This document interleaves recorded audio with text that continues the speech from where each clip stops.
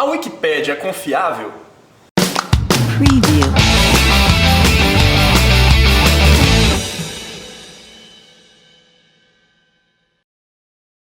Então, galera, boa tarde, bom dia, boa noite para todo mundo aí que estava assistindo. Eu sou o professor Jaime Sepulcro, professor da oficina de linguagem. Queria mandar um abraço aí para todo mundo que é inscrito na minha oficina e queria voltar um pouquinho no assunto que a gente estava falando na aula anterior, que era sobre aprendendo a consultar. E nessa aula de aprender a consultar, a gente dá uma consultada na Wikipédia.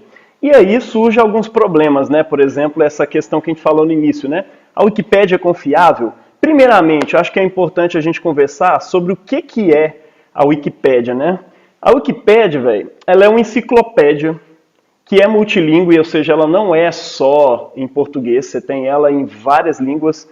Ela é de licença livre, ou seja, você tem acesso a todos os dados dela 0800, gratuitamente. E é uma enciclopédia baseada na web, ou seja, qualquer pessoa pode acessar, qualquer pessoa no mundo com o celular na mão pode acessar a Wikipédia, tá? E outra coisa que ela é colaborativa. E sendo colaborativa, gera aquela suspeita, né? Afinal de contas, se ela é colaborativa, qualquer um pode editar os dados. E aí, como é que fica a confiabilidade da Wikipédia diante disso? Então, de modo geral, gente, isso não altera a confiabilidade da Wikipédia, tá? Não altera a confiabilidade dos fatos, porque, na verdade, ninguém chega lá e muda um fato importante do nada. Ninguém chega lá na Wikipédia e muda, por exemplo, a data da Segunda Guerra Mundial. O que muda, na verdade, são as interpretações diversas que se dão a esses mesmos fatos. Pode acontecer de alguém chegar lá e modificar a data da Segunda Guerra Mundial? Sim, pode acontecer. Isso chama vandalismo eletrônico. Mas geralmente esses vandalismos têm pouquíssima duração na Wikipédia, porque você tem sempre gente entrando lá e conferindo fatos e conferindo os dados que estão lá, e esses dados alterados eles precisam de fontes. Então, rapidamente, a Wikipédia resolve isso. Tudo isso coloca a gente diante de um desafio que é importante, né? Que é o de aprender a lidar com diferentes interpretações a respeito de uma mesma realidade, de um mesmo fato, né? Por exemplo, você já reparou que os grupos políticos que tem no Brasil, geralmente eles discutem em cima dos mesmos dados? Ninguém chega lá e nega os dados, sabe? Cada um tem uma interpretação diferente desses dados, né? Por exemplo, das pesquisas do IBGE. Ninguém chega lá e muda o dado da pesquisa do IBGE. As pessoas dão opiniões diferentes a respeito desses dados, tá? E o que é uma coisa muito diferente da outra, né? Cada um propõe um tipo de ação para acabar, por exemplo, com a pobreza e com o desemprego. Mas, de modo geral, ninguém chega lá e fala que não existe pobreza ou que não existe desemprego. Ninguém discorda dos dados, da taxa de desemprego que existe, do fato disso afetar, de modo geral, a população pobre, e se você faz um recorte racial, você vai encontrar que isso afeta mais a população negra do que a população branca. Ninguém discute os dados, esses fatos. A discussão é sobre o porquê desses fatos. Normalmente os políticos discutem isso, discordam a respeito disso e têm diferentes propostas para poder acabar com isso. E a proposta, logicamente, vem da forma dele abordar aqueles fatos ali. Deu para entender? Mas o que eu faço diante disso, né? Eu vou dar algumas dicas aqui para você. A primeira delas, leia mais de uma opinião a respeito. É importante você ler mais de uma opinião a respeito de um dado para que você tenha um critério para você definir, olha, eu concordo mais com a posição tal. Não, eu concordo mais com a outra. É importantíssimo, porque esse mundo é cheio de dados, vocês lembram aí do Sherlock Holmes que a gente estava assistindo, né? O mundo é cheio de dados e cada um interpreta esses dados de uma forma. E a gente precisa aprender a lidar com as diversas interpretações desses dados para criar uma maturidade intelectual para a gente poder discutir esses dados, até para a gente não ficar achando que existe só uma opinião sobre a realidade que está certa. Você vai ver que existe verdade em todas elas. E a questão é como eu vou avaliar, como que eu vou lidar com isso na hora mais prática, por exemplo, na hora de votar. Ou como que eu vou lidar com isso na hora de me filiar a algum partido? Ou como que eu vou lidar com isso na prática do dia a dia? Será que eu vou continuar, por exemplo, reforçando piadinhas racistas diante de um quadro horroroso de racismo que é demonstrado ali nos dados do IBGE? né, no racismo estrutural ali, por exemplo, como que eu vou agir em cima disso?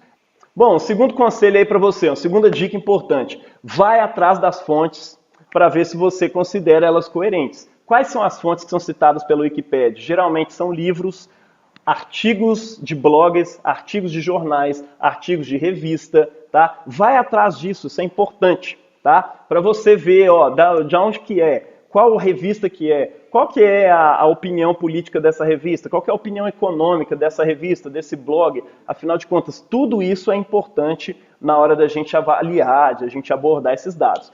Tá, mas e se eu precisar de algo mais profundo? Terceira dica para você.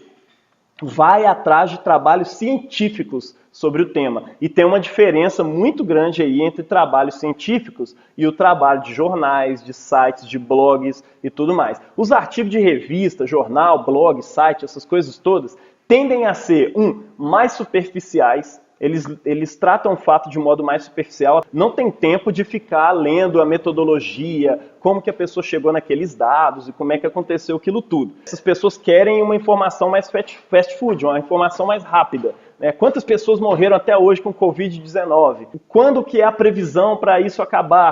As pessoas querem informações mais práticas. Então isso significa também, que é importante você considerar isso, que não necessariamente os jornais estão trazendo uma informação ruim. Na verdade, eles estão cumprindo a sua função jornalística quando eles estão te trazendo uma informação mais superficial, mais rápida, mais objetiva. Isso faz parte da natureza de um jornal. Mas, se você quiser saber mais a respeito do Covid-19, por exemplo, você não vai consultar jornais. Você vai consultar revistas científicas sobre infectologia, você vai consultar coisas da biologia, coisas da medicina. Se eu quiser saber qual remédio que realmente vai fazer algum efeito, ou se não tem nenhum, será que eu posso usar? Será que eu não posso usar? Eu vou ver isso num blog do jornal? Eu vou ver isso na opinião do presidente na TV? Não, eu vou ter que ir atrás de alguém que trabalha com isso, né, com a farmacologia, mais especificamente falando. Certo? Então, vai atrás desses materiais científicos. Né? Então, vale a pena você ir atrás das fontes, se é um assunto que realmente te interessa.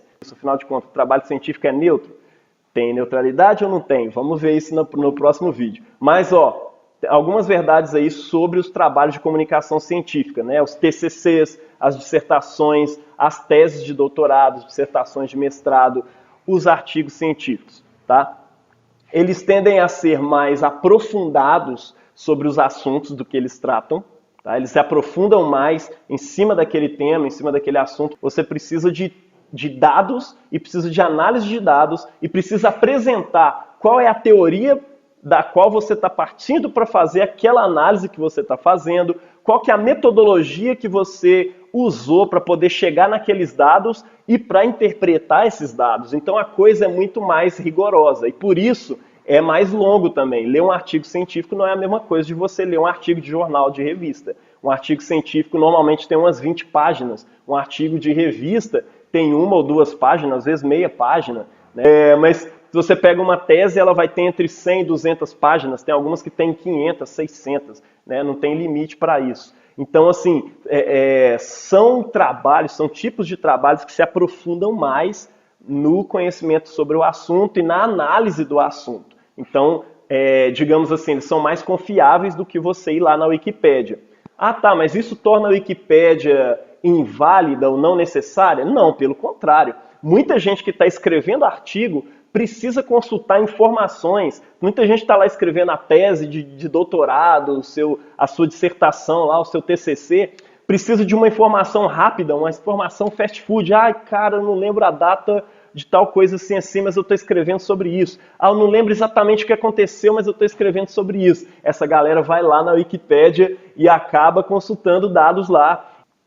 Portanto, gente, se trata de um tema que você realmente acha importante, ele é importante para você, seja por causa de um trabalho que você está fazendo ou de um interesse pessoal, vale a pena você consultar uma comunicação científica para saber mais a respeito. Massa? No próximo vídeo a gente vai conversar um pouquinho mais sobre as comunicações científicas, como é que elas funcionam, como que a gente pode acessá-las e tudo mais. Massa? Tamo junto, até lá, grande abraço, não esquece de curtir e de compartilhar aí com todo mundo, tá bom? Valeu demais e até o próximo vídeo. Preview.